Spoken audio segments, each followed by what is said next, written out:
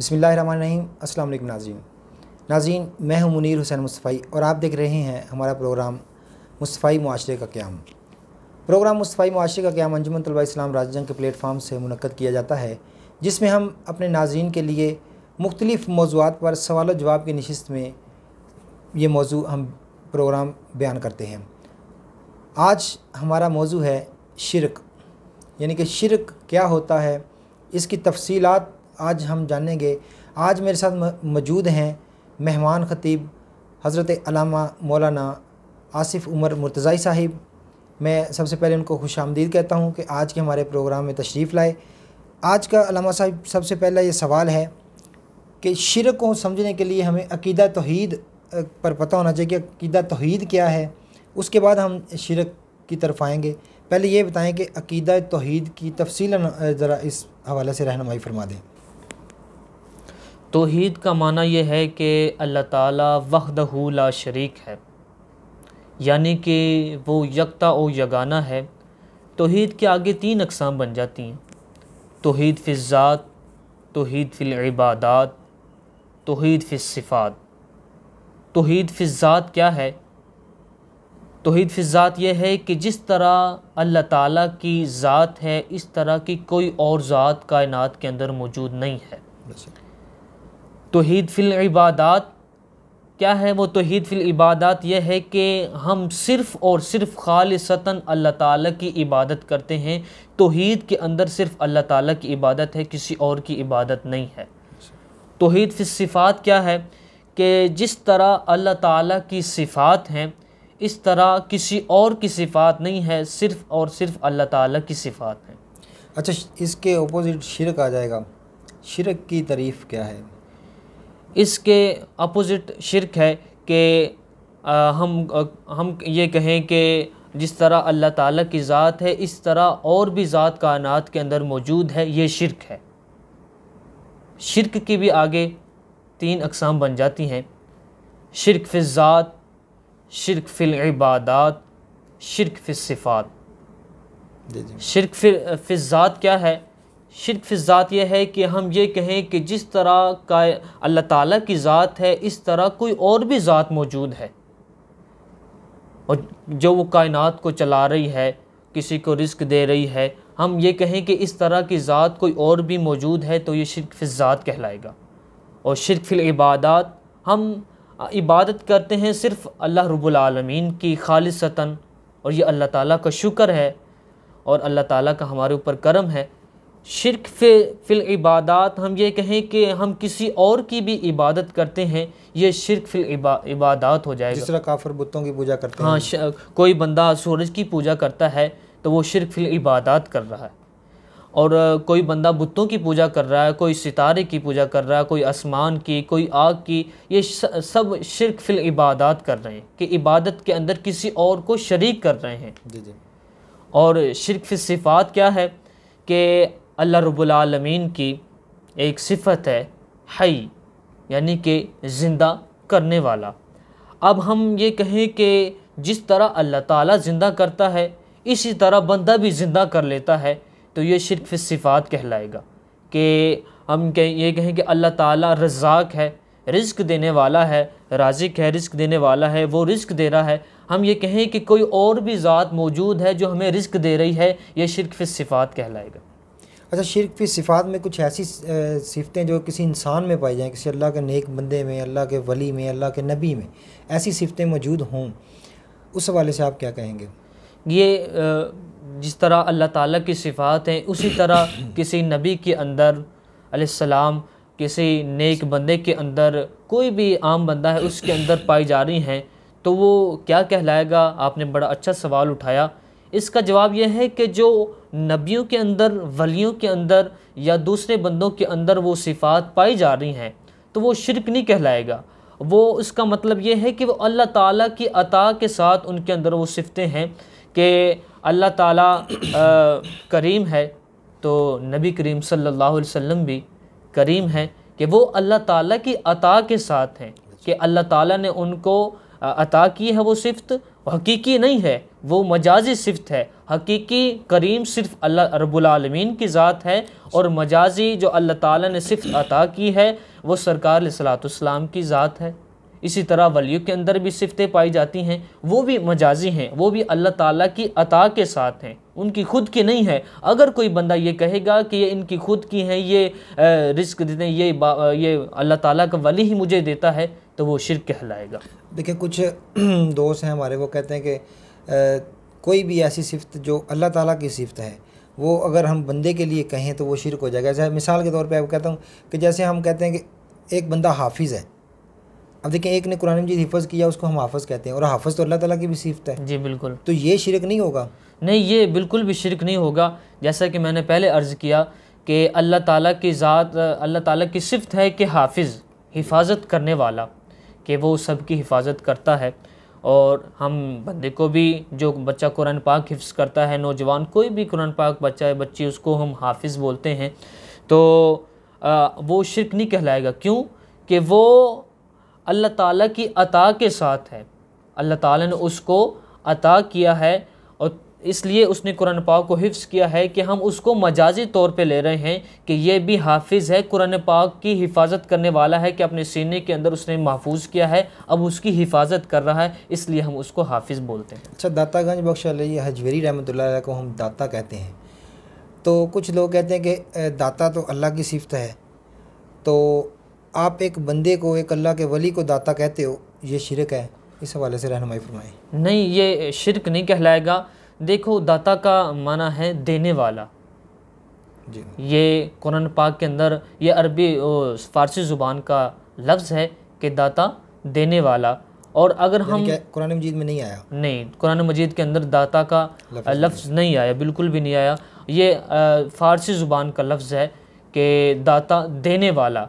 हम अब दाता अली हिजवेरी गंज बख्श रहमतुल्लाह अलैह, उनको कहते हैं कि दाता अली हिजवेरी वो हमारे दाता हैं, दाता साहब के मज़ार पे हमने हाज़िरी देनी है, बरकत हासिल करनी है। तो वो जो दाता हैं वो अल्लाह ताला की अता के साथ हैं, कि कोई भी बंदा उनके दरबार गोहर में जाता है, हाज़िर होता है उधर, तो वो दुआ मांगता है कि ए दाता, मैं आपके दरबार पे आया हूँ, अल्लाह ताला ने आपको कुर्ब अता किया है, तो लिहाजा आप अल्लाह ताला से मुझे लेकर दें। वो उनसे नहीं मांगता कि वो दाता मुझे दे रहा, नहीं, बल्कि वो अल्लाह ताला से लेकर देते हैं, तो वो शिरक नहीं कहलाएगा, बल्कि वो मोहब्बत की अलामत है कि हम उनके दरबार पुर अनवार पर जाते हैं और हाज़िरी देते हैं, और उनकी बरकत की वजह से अल्लाह ताला हमें रिज़्क़ अता फरमाता है। अच्छा, कुरान मजीद में आया कि अल्लाह ताला भी मौला है, और अल्लाह ताला के रसूल नबी करीम सल्लल्लाहु अलैहि वसल्लम की ज़ात के हवाले से फरमाया कि नबी भी मौला हैं और मोमिनीन भी तुम्हारे मौला हैं।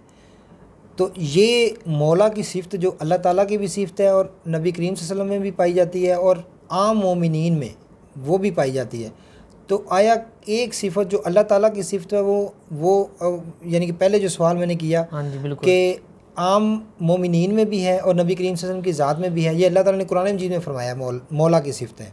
हाँ इस जी। हवाले से रहनुमाई फरमा दें।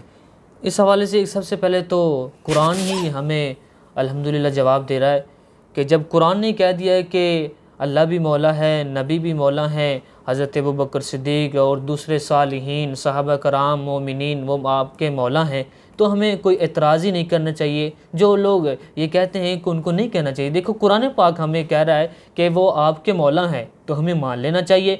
अब रहा ये मसला कि अल्लाह ताला की भी सिफ़त मौला है, नबी की भी सिफ़त मौला है, और दूसरे सहाबा कराम, औलिया, खुलफ़ा राशिदीन, जितने भी सालिहीन हैं उनकी सिफ़त भी मौला है, और हम उनको मौला कहते हैं। तो ये इसका जवाब ये है कि वो जो हकीकी मौला है वो सिर्फ़ अल्लाह रब्बुल आलमीन की ज़ात है, और फिर अल्लाह ताला ने अपनी सिफ़त अता की है नबी अलैहिस्सलाम और दूसरे अंबिया अलैहिस्सलाम को, अपने वलियों को, अपने नेक बंदों को, तो वो मजाजी सिफ़त कहलाएगी। हकीकी सिफ़त जो है सिर्फ़ अल्लाह ताला की ज़ात मौला है, फिर वो अल्लाह ताला की अता के साथ मौला है, हकीकी मौला नहीं है। अच्छा, कब्रों पर जाना या दरबार पर जाना क्या शिरक है? कुछ लोग कहते हैं कि दरबारों पर जाना नहीं चाहिए, ये शिरक होता है। ये आपने बड़ा अच्छा सवाल उठाया कि पहले नबी करीम सल्लल्लाहु अलैहि वसल्लम ने कब्रों पर जाने से मना फरमाया था, लेकिन फिर सरकार अलैहिस्सलाम ने इरशाद फरमाया कि तुम कब्रों की ज़ियारत किया करो। और सरकार अलैहिस्सलाम भी जाया करते थे, शहदा की कब्र पर फातिहा पढ़ के आया करते थे। बाद में सरकार अलैहिस्सलाम ने ख़ुद भी अमल किया, हुक्म भी इरशाद फरमाया कब्रों पर जाने की कोई मुमानियत नहीं है, कब्रों पर जाना चाहिए। और उनको वो जो हम पढ़ते हैं उनको हमारे मुर्दों को, हमसे जो ताल्लुक़ रखने वाले चले गए, उनको सवाब पहुँचता है, उनको तस्कीन मिलती है। और रहा मसला कि दरबारों पे जाना, दरबारों पे देखो जाना कोई बहुत बड़ा इशू नहीं है। जिसका दिल करता है वो चला जाए, जिसका दिल नहीं करता वो ना जाए। हम क्यों जाते हैं? इसलिए जाते हैं कि देखो उन्होंने मेहनत की है, एक पूरी उम्र रातों को क़याम करके दिन को रोज़े रखना और अल्लाह ताला के मखलूक की भी खिदमत करना, दूसरे सब के हुकूक भी अदा करना, अल्लाह ताला को भी राज़ी रखना, उसके रसूल को भी राज़ी रखना। और उन्होंने कड़ी मेहनत की है, और जो हम नहीं कर सकते, हमारे अंदर ये कमी पाई जाती है। लेकिन अल्लाह ताला के जो औलिया हैं उन्होंने मेहनत की है। और जब उन्होंने मेहनत की है, आपने वो हदीस पाक तो पढ़ी होगी कि सरकार अलैहिस्सलाम ने इरशाद फरमाया कि जब बंदा फ़र्ज़ अदा करता है, फ़र्ज़ों के अलावा नवाफिल भी अदा करता है, तो अल्लाह रब्बुल आलमीन उस बंदे की आँख बन जाता है जिनसे वो देखता है, और अल्लाह रब्बुल आलमीन उसकी वो ज़ुबान बन जाता है जिससे वो बोलता है। अल्लाह ताला उसके कान बन जाता है, अल्लाह ताला उसके हाथ बन जाता है। क्यों? कि वो अल्लाह ताला नहीं बल्कि अल्लाह ताला का कुर्ब उसको हासिल हो गया, अल्लाह ताला का उसको कुर्ब हासिल हो गया। तो अब हम उस कुर्ब की वजह से कि अल्लाह ताला ने उसको अपना कुर्ब अता किया है, हम उस दरबार पर, उस दरबार पुर अनवार पर इसलिए हाज़िर होते हैं कि अल्लाह ताला ने इसको कुर्ब अता किया है। जब कुर्ब इधर है तो हम इसके सदक़े से कि ए साहिब मिज़ार के सदक़े से कि आपको अल्लाह ताला ने कुर्ब अता किया है, या अल्लाह ये तेरा नेक बंदा है जिसको तूने अपना कुर्ब अता किया, हम इसके सदक़े से तेरी बारगाह में दुआ मांगते हैं, या अल्लाह हमारी दुआ को कबूल फरमा ले। तो इसमें कोई बुरी बात नहीं है। लेकिन अगर किसी का फ़र्ज़ वाजिब नहीं है, ज़रूरी नहीं है कि अगर किसी बंदे का दिल नहीं करता तो वो ना जाए। किसी का दिल करता है हाज़िर होने का कि यार उधर जाके सुकून मिलता है, आराम मिलता है और राहत मिलती है, तो वो चला जाए, उसको भी हम बुरा नहीं कहेंगे। जो नहीं जा रहा उसको भी हम बुरा नहीं कहेंगे। वो हमने वाक़या पढ़ा था ना किताब में कि अल्लामा इकबाल रहमतुल्लाह अलैह के हवाले से कि उन्होंने यानी कि शुरू में जब कलाम लिखने लगे, शुरू में जो आज कलाम इन्होंने मोहब्बत रसूल में इतना कलाम लिखा, पहले इस तरह का कलाम नहीं लिखते थे शुरू में। तो एक दफ़ा हिंदुस्तान गए, दिल्ली गए, रास्ते में हज़रत मुजद्दिद सानी रहमतुल्लाह अलैह की कब्र मुबारक थी, साथ उनके एक दोस्त था, उसने कहा आओ कब्र वाले हम सलाम कर लें, इधर फातिहा पढ़ लें। तो अल्लामा इकबाल रहमतुल्लाह अलैह ने फरमाया कि या एक कब्रों वाले क्या देते हैं, कुछ भी नहीं दे सकते। बिल्कुल, हाँ जी, कहा था। तो उन्होंने कहा जी चलो अगर ये हमें नहीं दे सकते तो हम तो ज़िंदा हैं, हम तो इनको दे सकते हैं, यानी कि हम इस सवाब इनको पहुँचा देंगे, फातिहा पढ़ देंगे। तो उन्होंने कहा चलो ठीक है, चले गए। तो वो जब दोस्त था उनका वो अंदर चला गया मज़ार शरीफ के अंदर, ये बाइट खड़े रहे, हाँ, देखते रहे कैसा मज़ार बना हुआ है इधर उधर। तो वो जब देखते रहे, तो जब वहाँ पर गए, जो अंदर उनका दोस्त था वो बाहर निकला, तो उसने देखा बाहर निकल के अल्लामा इकबाल बेहोश पड़े हुए हैं। थोड़ी देर बाद उनको जगाया, तो जब होश आई तो फिर वहाँ पर उन्होंने ये नज़म लिखी थी, क्या नज़म थी वो, हाजिर हुआ मैं शेख मुजद्दिद की लहद पर। जी बिल्कुल, ये उन्होंने उधर लिखी। फिर वहाँ पर हमने पढ़ा कि उन अल्लामा इकबाल की औलाद नहीं थी, बेटा नहीं था उस वक्त। हाँ जी। तो फिर उन्होंने वहाँ पर दुआ मांगी, तो अल्लाह ताला ने उसको उन अल्लामा इकबाल को वो बेटा अता फरमाया जिसका नाम उन्होंने जवेद इकबाल रखा। जी बिल्कुल, यानी कि अल्लाह के वलियों की कब्र पर जाना, अल्लाह ताला के वलियों की कब्र पर जाकर दुआ मांगना, वहाँ से फैज़ मिलता है। जी बिल्कुल मिलता है। अच्छा, दरबार पर चादर चढ़ाने के वाले से आप क्या कहेंगे कि दरबार पर चादर चढ़ाना कैसा है? दरबार पर चादर चढ़ाना मुमानियत नहीं है, सिवाय एक के। एक चादर चढ़ा लो ये अच्छी बात है, और दूसरी चादर चढ़ाना वो फजूल खर्ची है कि हम दरबार पर चादरें ला ला के चढ़ाए जाएं और पड़ोस के अंदर एक बंदा जिसके पास कपड़े ही नहीं है, तो वो उस मिज़ार पर चादर चढ़ाना फ़र्ज़ वाजिब नहीं है, ज़रूरी नहीं है, और उसका हक़ अदा करना हमारे ऊपर लाजिम है कि पड़ोसियों के हुकूक़ के बारे में क़यामत वाले दिन पूछा जाएगा। और अगर उस बंदे के पास कपड़े नहीं है या उनकी बच्चियां हैं पड़ोसियों की, उनके पास कपड़े नहीं हैं, उनको हम कपड़े नहीं दे रहे और साहिब मिज़ार से हम मोहब्बत करें कि बाबा जी हम आपके लिए चादर लेके आए हैं, हमारी चादर को कबूल करना, तो ये गलत है। एक चादर चढ़ा लें, इसके अलावा जो चादरें हैं वो उसका जो पैसा है वो गुरबा पर तकसीम करे बंदा, मसाकीन जो है जो मुस्तहिक हैं उनके ऊपर बंदा तकसीम करे, उसका ज़्यादा सवाब है। वो फिर अल्लाह ताला का वली भी राज़ी होगा, अल्लाह का रसूल भी राज़ी होगा और अल्लाह ताला खुद भी राज़ी होगा। यानी कि एक चादर चढ़ा सकते हैं, एक से ज़्यादा जो चादर चढ़ाना हाँ जी, वो फजूल खर्ची है। अच्छा, दरबारों पर चिराग जलाए जाते हैं, उसके हवाले से उसकी क्या हकीकत है, इसके हवाले से रहनुमाई फरमाएं। दरबारों पर जो चिराग जलाए जाते हैं, ये पहले दौर में ऐसा होता था कि रोशनी नहीं होती थी, बिजली नहीं थी, तो लोगों ने दीवे बनाए और दिए बनाए और फिर उनकी रोशनी में कुरान मजीद की तालीम देते थे, पढ़ते थे, पढ़ाते थे। तो इसलिए दरबारों पे जलाए जाते थे कि हम इनके रूह को इसाले सवाब करें कलाम पढ़ के। लेकिन अब लाइट्स आ गई हैं, यानी कि रोशनी आ गई है। लोग थे वो अल्लाह के वलियों की कब्रों पे जाके चिराग जला के रोशनी करते थे कुरान मजीद पढ़ने के लिए। हाँ जी, उनकी नीयत ये होती थी कि हम कुरान पाक पढ़ेंगे, यानी कि रोशनी। नीयत उनकी ये नहीं होती थी कि हम बाबा जी के मज़ार पर चिराग चढ़ा रहे हैं, नहीं, ये कतन उनकी नीयत नहीं होती थी। उनकी नीयत ये होती थी कि हम कुरान पढ़ रहे हैं और कुरान का सवाब इनको हम पहुँचाएँगे, ये उनकी नीयत होती थी। लेकिन आज के दौर में चिराग जलाना सही नहीं है, नाजायज़ है। क्यों कि वही तेल जो हम चिराग के अंदर डाल रहे हैं और उसको जला रहे हैं, उसकी वो फ़र्ज़ वाजिब भी नहीं है, ज़रूरी भी नहीं है, उसकी ज़रूरत ही नहीं है। क्योंकि आज के दौर में हर बंदे के पास मोबाइल है, अगर खुदा न खास्ता बिजली चली जाती है तो लाइट ऑन करके बंदा कुरान पाक पढ़ सकता है और वही तेल बंदा किसी गरीब को दे दे कि जिसके पास वो, क्योंकि देखो जिसके पास पैसा नहीं है उसको पैसे की कदर है कि उसको दे दे, जिसके पास पैसे नहीं है वो तेल लगा ले या तेल बेच के अपना पेट पाले, जो उसका दिल करे वो कर ले। अच्छा, शिरक के हवाले से नबी करीम सल्लल्लाहु अलैहि वसल्लम ने अपनी उम्मत को क्या पैगाम दिया है?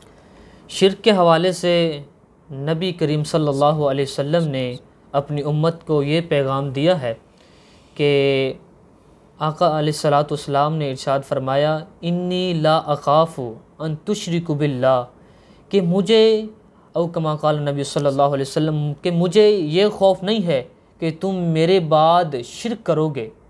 आगे सरकार ने फरमाया कि बल्कि मुझे ये खौफ है कि तुम दुनियादारी के अंदर पड़ जाओगे, कि मुझे ये खौफ नहीं कि तुम शिरक करोगे, बल्कि मुझे तो ये खौफ है कि तुम दुनिया के अंदर पड़ जाओगे, दुनिया की तुम तरजीह दोगे। और आज आप देख रहे हैं कि अज़ान होती है, लोग काम कर रहे होते हैं, और यहाँ तक कि मुझे एक बंदे ने कहा कि कारी साहब आप कितनी देर में नमाज़ पढ़ाते हैं असर की। मैंने कहा देखिए ये तो बंदे के ऊपर डिपेंड करता है, बंदा खुशू खुजू के साथ जिस तरह नमाज़ पढ़ ले, अच्छे तरीके के साथ पढ़ेगा उसको ज़्यादा सवाब है, चाहे वो आधे घंटे की नमाज़ पढ़ ले, लंबी करना चाहता है जितनी मर्ज़ी लंबी नमाज़ पढ़ ले। लेकिन आम तौर पे मैं 8 मिनट में असर की नमाज़ पढ़ाता हूँ, तो वो कहने लगे कि आप जल्दी नमाज़ पढ़ाया करें, 6 मिनट के अंदर नमाज़ पढ़ाया करें। मैंने कहा भी क्यों? वो कहने लगे कि देखें उस टाइम दुकानदारी ज़्यादा चलती है और दूसरे जो काम है वो भी हमारे ज़्यादा चलते हैं, लिहाजा आप जल्दी नमाज़ पढ़ाया करें। मैंने कहा ठीक है, मैंने दिल के अंदर ये सोचा, मैंने तो अपनी रूटीन के मुताबिक ही नमाज़ पढ़ानी है। मैंने फिर कहा कि अगर उसको जल्दी पढ़नी तो फिर वो जब टाइम निकाल के आया है, टाइम निकाल के अल्लाह ताला की रज़ा के लिए आया है, तो फिर वो जल्दी क्यों कह रहा है कि जल्दी नमाज़ पढ़ो। अच्छे तरीके से बंदा वज़ू करे, नमाज़ पढ़े, उसको सुकून मिले।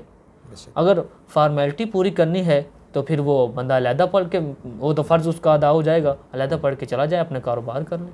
अच्छा, नबी करीम सल्लल्लाहु अलैहि वसल्लम की ज़ात मुबारक के हवाले से हमारा अकीदा है कि हम नबी करीम सल्लल्लाहु अलैहि वसल्लम को नूर मिन नूरिल्लाह कहते हैं जी। अब कुछ जो लोग हैं वो कहते हैं कि नूर मिन नूरिल्लाह, यानी कि अल्लाह ताला के नूर में से नूर। हाँ जी, तो ये शिरक है, इस हवाले से रहनुमाई नहीं, ये मुनीर भाई बिल्कुल भी शिरक नहीं है। कि जो लोग ये कहते हैं उनको मुताला करना चाहिए किताबों का, अहदीस का। एक हदीस के अंदर आता है और दूसरी भी अहदीस हैं जिनके अंदर ये आता है कि सरकार अलैहिस्सलातु वस्सलाम अल्लाह ताला के नूर से हैं। अब सरकार अलैहिस्सलातु वस्सलाम ने ख़ुद अपनी ज़ुबान अतहर से इरशाद फरमाया कि आना मिन नूरिल्लाहि वल खल्क़ु कुल्लुहुम मिन नूरी, कि मैं अल्लाह ताला के नूर से हूँ और पूरी जो मखलूक है वो मेरे नूर से है।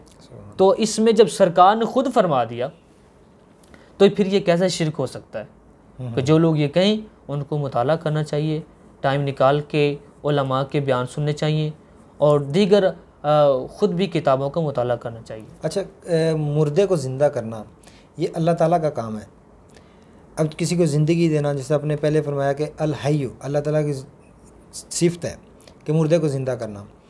अब मुर्दे को ज़िंदा करना तो अल्लाह ताला का काम है, क्या अल्लाह ताला के सिवा भी कोई ये मुर्दे को ज़िंदा कर सकता है? हाँ जी, अल्लाह ताला की अता के साथ कर सकता है। अल्लाह ताला जब क़यामत आएगी तमाम मुर्दों को ज़िंदा करेगा, ये अल्लाह ताला की सिफ़त है। ज़िंदगी देना, मौत देना, ये अल्लाह ताला की सिफ़त है। और अब ईसा अलैहिस्सलाम भी मुर्दों को ज़िंदा किया करते थे, तो वो जो ईसा अलैहिस्सलाम के अंदर सिफ़त है वो मजाजी सिफ़त है, और जो सही ज़िंदा करने वाली हई की सिफ़त है वो सिर्फ़ और सिर्फ़ अल्लाह ताला की ज़ात के अंदर वो सिफ़त है कि वो सिर्फ़ अल्लाह ताला की सिफ़त है, किसी और की सिफ़त नहीं है। जो अल्लाह ताला की सिफ़त है वो हकीकी सिफ़त है। ऐसी सिफ़त किसी के अंदर भी, नबी के अंदर, वली के अंदर नहीं पाई जाती। वो जो सिफ़त पाई जाती है वो मजाजी सिफ़त पाई जाती है। जो नबी करीम सल्लल्लाहु अलैहि वसल्लम ने हज़रत जाबिर के बेटे ज़िंदा किए थे, हाँ जी बिल्कुल, ये भी अल्लाह ताला की अता से, अल्लाह ताला की अता से। अच्छा, अल्लाह के वलियों के पास जाके उनसे मदद मांगना ये कैसा है? क्या इसको हम शिरक कह सकते हैं? कुछ दोस्त कहते हैं कि ये शिरक है। नहीं, देखो ये शिरक नहीं है। ये शिरक तब कहलाएगा जब हकीकी तौर पे हम उनसे मदद मांगे कि पीर साहब आपने ही हमारी मदद करनी है और हम आपके दरबार में ही आए हैं और हम आपसे ही लेंगे।